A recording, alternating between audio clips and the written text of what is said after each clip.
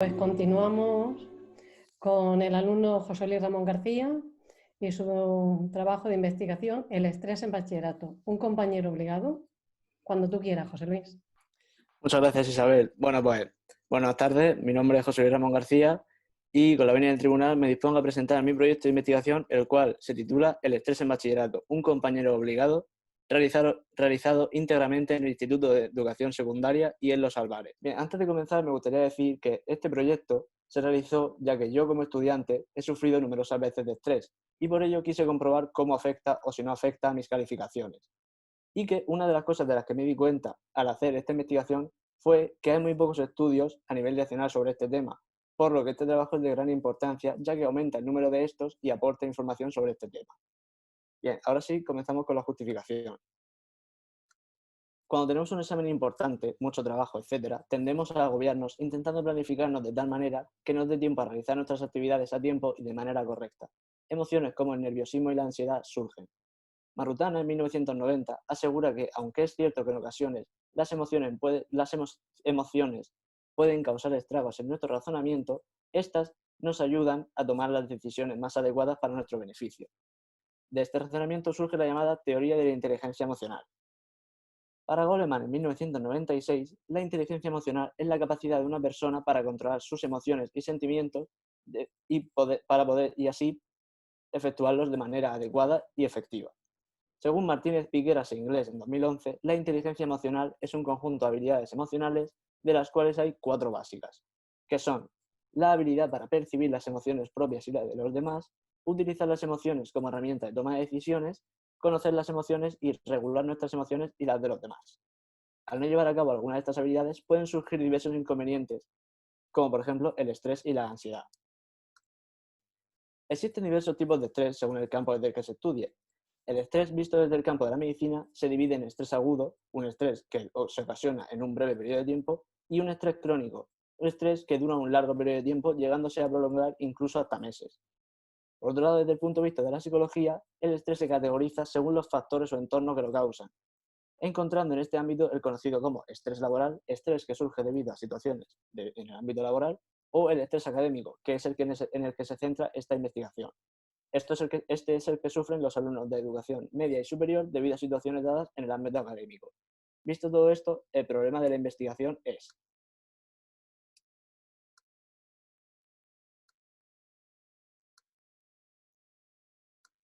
¿el estrés afecta al rendimiento académico de los alumnos? Dicho esto, pasamos a comentar las bases teóricas de la investigación.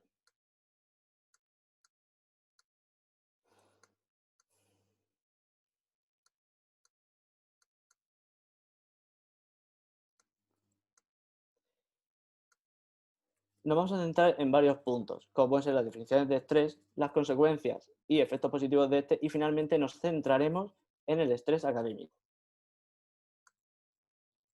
Guerrero en 2011 asegura que la primera definición de estrés proviene de la física, ya que el físico Seidel en 1936 usó este término hace casi un siglo ya, tras estudiar la fuerza que actúa sobre un objeto, la cual hace que éste se destruya cuando supera una determinada magnitud.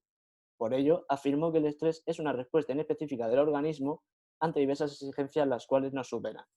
Lazarus y Forman, en 1984, es decir, medio siglo más tarde, añaden que el estrés guarda relación entre el sujeto y el espacio que le rodea, ya que lo que nos causa estrés son factores externos.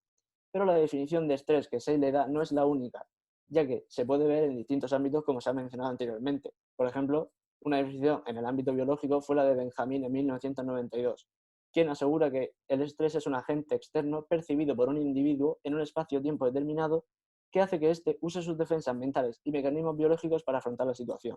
O una definición visto desde el punto de vista de la psicología, como la de Rossi en 2001, quien dice que es una tensión interior que surge cuando tenemos que adaptarnos a las personas que se dan a nuestro alrededor.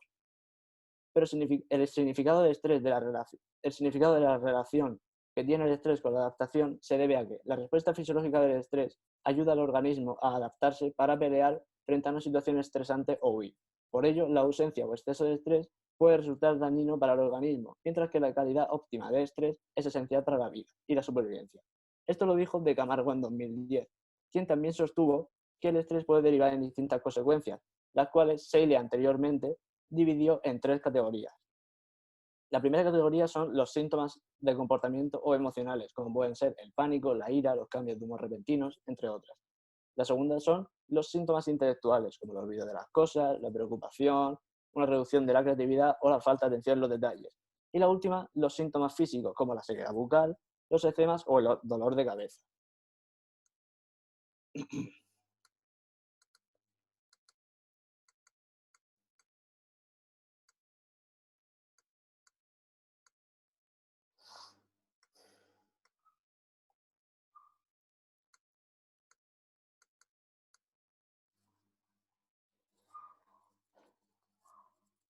De acuerdo con Kenny McGulligan en 2013 y un estudio de la Universidad de Harvard, los efectos positivos del estrés son llenar de energía al cuerpo para afrontar los desafíos, aumentar el latido del corazón para prepararse para la acción, incrementar la respiración para oxigenar mejor el cerebro, hacerte más sociable y volverte más creativo.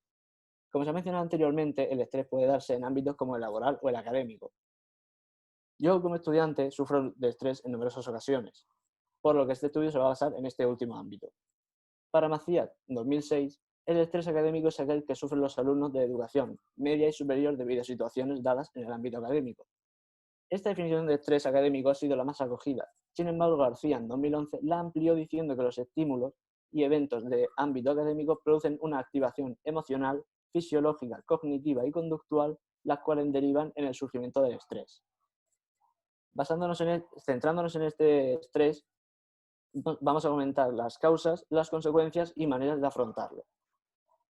Las causas del surgimiento de este tipo de estrés son las relacionadas con el ámbito estudiantil o docente, y algunos de los principales estresores, es decir, factores estresantes, que se dan en este ámbito según Macías 2003 y Polo Hernández y Pozo en 1996, son la masificación en las aulas, una sobrecarga académica, la realización de numerosos exámenes y un tiempo limitado para realizar un trabajo. Estos mismos aseguran que el estrés académico tiene sus propias consecuencias. Algunas de estas son la baja concentración o la baja atención, la dificultad con la interacción entre compañeros, un absentismo frecuente e incluso el consumo de drogas para la relajación o la evitación de la responsabilidad para así no sufrir estrés.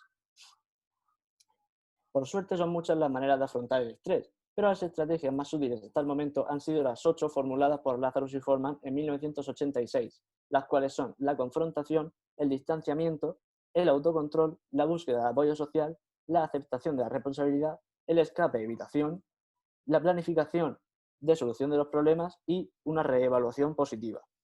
Vistas las bases teóricas, pasamos a comentar la metodología utilizada en la investigación. Esta investigación se basó en un objetivo general y 3 específicos. El objetivo general fue comprobar si el estrés es realmente una dificultad para nuestro rendimiento académico y ver si afecta negativamente a las calificaciones. Mientras que los 3 objetivos específicos fueron calcular el índice de estrés que tienen los alumnos de primer bachillerato de IES Los Salvares en época de exámenes, comprobar si el estrés afecta por igual a alumnos y alumnas y, por último, analizar en qué asignaturas afecta más el estrés. Tratando el tema del enfoque metodológico, este proyecto se basa en una investigación con un alcance descriptivo y enfoque cualitativo con método mixto. Esto es así ya que para llevar a cabo la investigación se utilizaron instrumentos relacionados con los 2 métodos de investigación, cualitativo y cuantitativo. El método de investigación cuantitativo es un método objetivo en el que se estudian diversas variables llegando a una conclusión objetiva final. Esto lo dijo Fernández y Díaz en 2002. Y tal y como podemos leer en el libro Metodología de la Investigación Cualitativa de Flores, Gómez y Jiménez de 1999, el método cualitativo es el que menos se quiere usar, ya que sus resultados son afirmaciones subjetivas que se dan debido a las respuestas subjetivas que se han obtenido, es decir, son opiniones.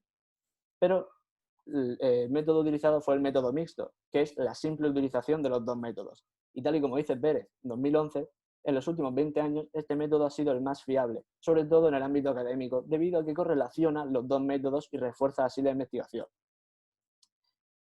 El estudio se realizó en el Centro de Educación Secundaria y en Los Salvares de Cieza, Murcia, con alumnos de todas las clases de primero de bachillerato.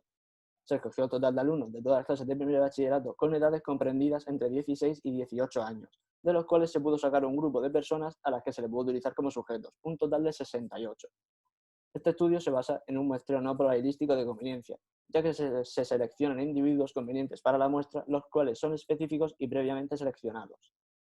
Hablando sobre los instrumentos, solo se utilizó uno, que fue una encuesta de 13 preguntas acerca de cómo estresados estaban los alumnos, la cual se basó principalmente en una encuesta sacada de la Facultad de Psicología de Almería.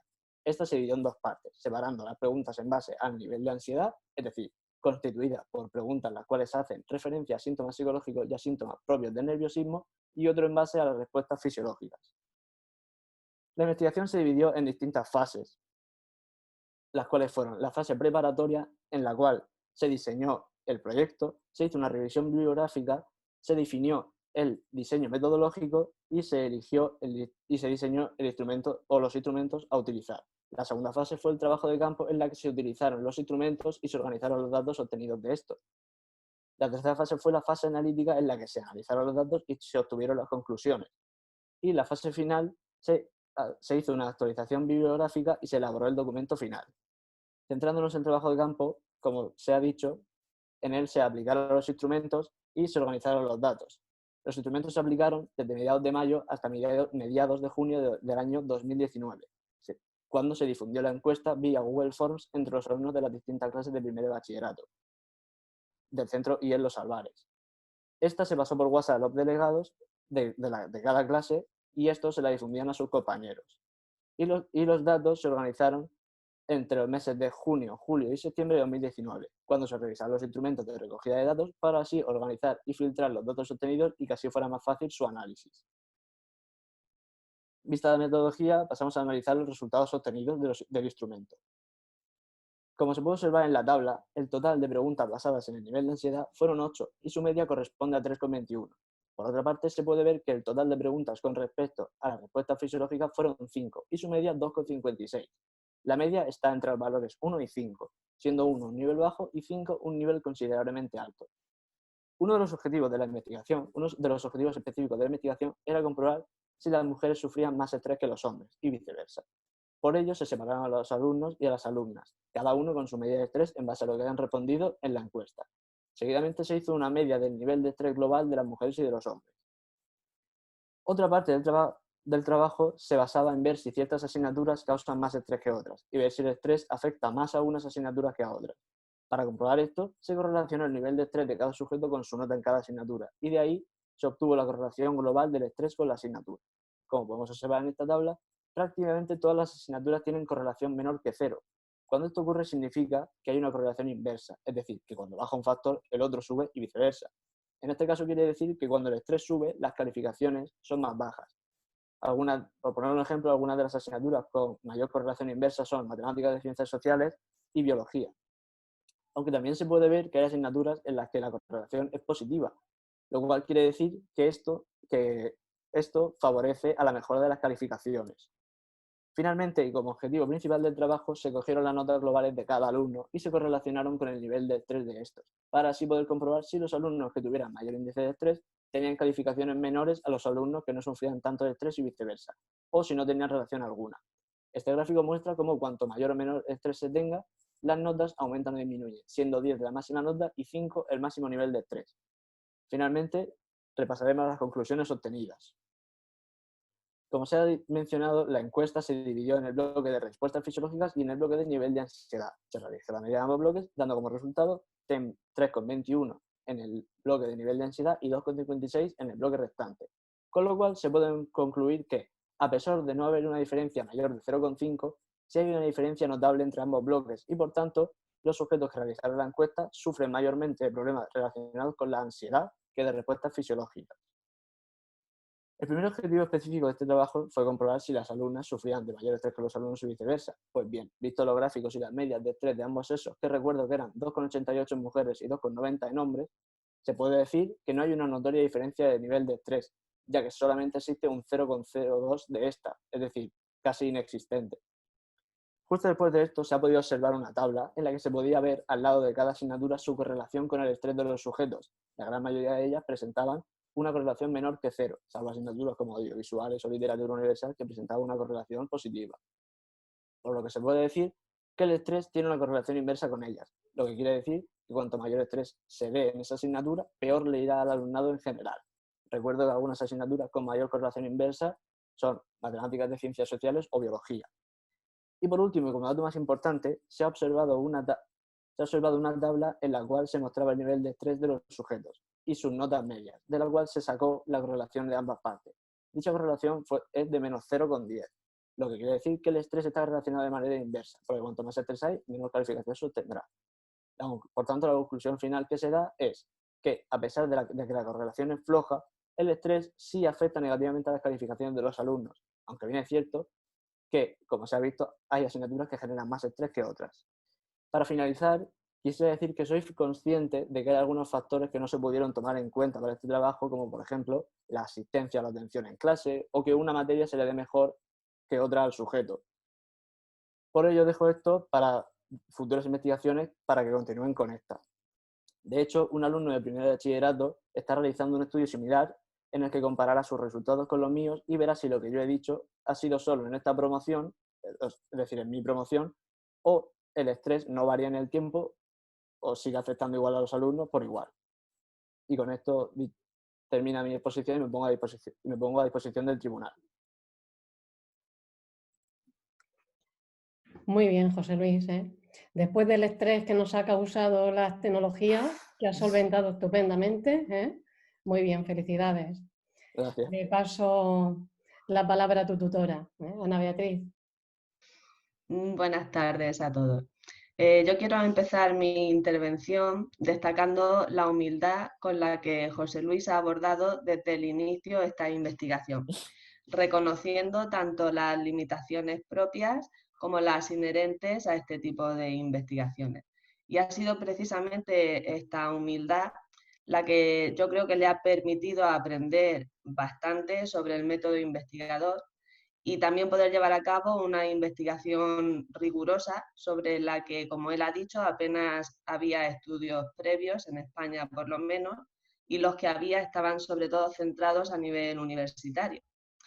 Precisamente por lo novedoso de su estudio, José Luis yo creo que ha abierto una vía para investigaciones posteriores dentro del programa del bachillerato de investigación, que como también ha mencionado José Luis, ya esa vía ya está siendo recorrida por un alumno de primero y que lo ha explicado muy bien José Luis lo que está haciendo. También quiero comentar que creo que se han abierto otros campos de estudio con su investigación, como puede ser, por ejemplo, identificar los estresores, la efectividad de determinadas técnicas de control y disminución del estrés académico. Además, el proyecto de José Luis creo que nos puede llevar a los profesores a hacer ciertas reflexiones metodológicas en el caso de que los niveles de estrés en nuestras asignaturas sean altos y conlleven un perjuicio en las notas de nuestros alumnos. Y para terminar, que no me quiero extender mucho, le quiero agradecer a José Luis la actitud tan respetuosa, rigurosa y sobre todo positiva que ha tenido hacia este trabajo durante los 2 años. Para mí ha sido un placer trabajar con él. Igualmente. Bien, pues a continuación le paso la palabra a José Ramón, por si tiene que hacer alguna pregunta. Buenas tardes, José Luis, muy bien el trabajo. Buenas. Vengo un poco diciéndolo esta tarde, estoy disfrutando mucho, el estrés en los alumnos es lo que nos quedaba.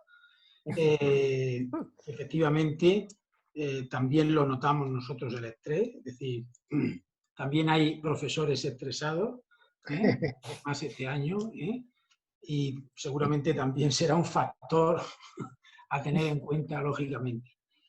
Mi pregunta es muy sencilla, por aclararlo un poco más. ¿Qué significa eso de que hay una asignatura realmente para ti? Es una opinión la que te pido. Que hay asignaturas que generan más estrés que otras. ¿Que hay asignaturas o hay profesores que generan más estrés que otras?